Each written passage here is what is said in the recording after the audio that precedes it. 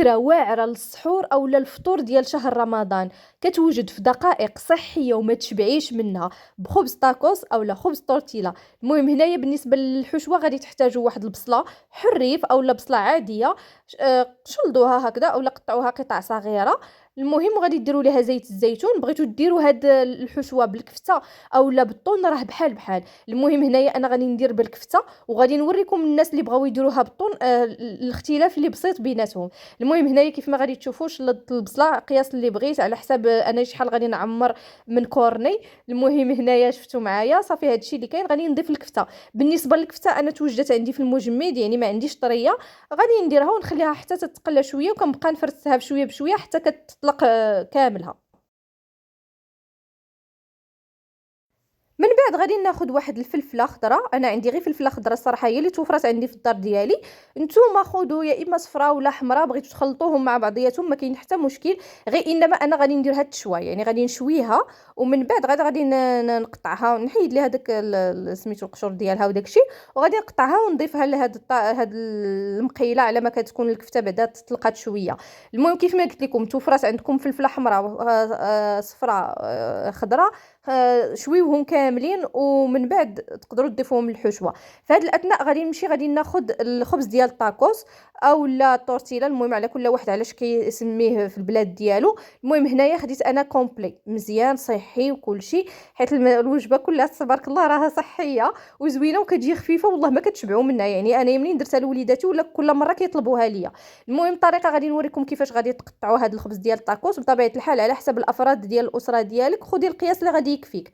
المهم غادي نقطعوهم على هذا الشكل كيف ما غادي تشوفوا معايا.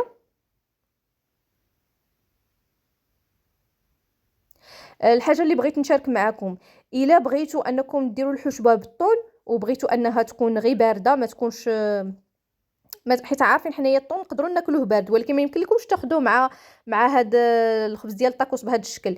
غادي نوريكم كيفاش انا منين استفت هاد الخبز ديال الطاكوس. المرحله اللي غادي ديروه هي انا قبل ما غادي ندير ليه الحشوه غادي تقدروا تلفوه وديروه في الفران حتى كيتقرمش شويه، عاد جبدوه وعمروه. يعني الا درتوه بالطون وإلا بغيتو ديروه بالكفته ديروها الطريقه اللي استعملت انا، غتمشيو معايا بالمراحل كلها. حيت عارفين ان الطون تقدروا تاكلوا الحاجه بارده، يعني فيه الخوص شويه ديال المطيشه شويه ديال الزيتون، بصيله هكا الا شحرتوها بوحديتها. المهم كديروا الحشوه كلها، ولكن ما يمكنش ديروها في خبز الطاكوس وهو داير هكاك. من الاحسن انكم تخشوه في الفران حتى كيتحمر وكتخرجوا، يعني كتصايبوا الكورني عادي ومن بعد كتخرجوه هو خاوي عاد كتعمروه. هنايا بالنسبه للحشوه ديال الكفته راه صافي تقلات معايا كيف ما شفتوا. ضفت ليها الفلفله اللي قطعتها ونقيتها وضفتها ليها. ضفت ليها التوابل بزار الكمون القزبور المعدنوس هذا التحميره السكنجبير. المهم هادو هما التوابل. هنايا خديت واحد الطبيصيله درت فيها واحد معلقه ديال الطحين الفورس، وزدت عليها واحد شويه ديال الماء حتى ولات بحال شكل الباط. هي اللي غادي ندهن بها الجوانب ديال هاد الطاكوس كيف ما غادي تشوفوا معايا، باش منين نجي نلفو غادي يكون لاصق. يعني كيف ما قلتها لكم الا بغيتو تعمروا بالطون وكتعجبكم الحاجه البارده مرحبا ديروا هاد الطريقه اللي درت انايا، وصافي ديك الساعه كتلفوه وهو باقي خاوي وكتديروه في الفران حتى كيتقرمش وكتخرجوه عاد كتعمروه.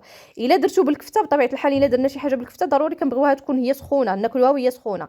المهم هنايا شفتوا صافي هنايا منين ستفتهم درت لهم الطحين على جناب.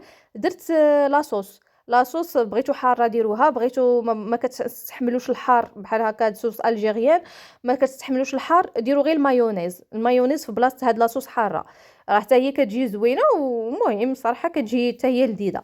المهم هنايا كيف ما غادي تشوفوا معايا غادي نجيب المقيله ديال الكفته ديالي، غادي نستف في كل كورني في الوسط ديالو الكفته على هذا الشكل كيف ما كتشوفوا. بغيتو ديروها تخليوها تتبرد مرحبا، بغيتو كنتو زربانين وبغيتو ديروها سخونه ديروها. والحاجه الزوينه في هذه الوصفه انها كتوجد في دقائق، يعني ما غاديش تاخذ لكم وقت بزاف ديال الوقت. خصوصا حنا كنعرفوا شهر رمضان كاين زعما النساء اللي كتكون خدامه وكلشي الله يكون في العوان وكتدخل للدار وخاصها شي حاجه اللي توجد دغيا دغيا. يعني هادو وجديهم الفطور راه ما غاديش يشبعوا منهم، وديري كميه كبيره لانها توليو تخاطفوا عليهم. هادشي اللي كاين. المهم هنايا كيف ما شفتوا معايا صافي درت الحشوه ديال الكفته معها الفلفله وداكشي. هنايا غادي ندير الفرماج احمر اللي محكوك. المهم تندوز للجهه الاخرى عاد غادي يبان لكم. المهم كدير باش كتجي ديك التعليكه من الوسط صراحه، وكيجي بنين وكيجي لذيذ. وغادي ندير الزيتون مقطع. الزيتون مقطع الاخضر يعني الا توفر عندكم مرحبا. المهم بالنسبه ديال الطون، الحشوه ديال الطون ما بغيتوش ديروا الزيتون خضر ديروا الزيتون اسود. المهم بالنسبه للحشوه اختاروا اللي بغيتو، تقدروا ديروهم بالكفته، تقدروا ديروهم بالدجاج، تقدروا ديروهم بداك سوسيس ولا لي نوغات. المهم اللي توفر عندكم يمكن لكم تستعملوه في الحشوه بنفس الطريقه.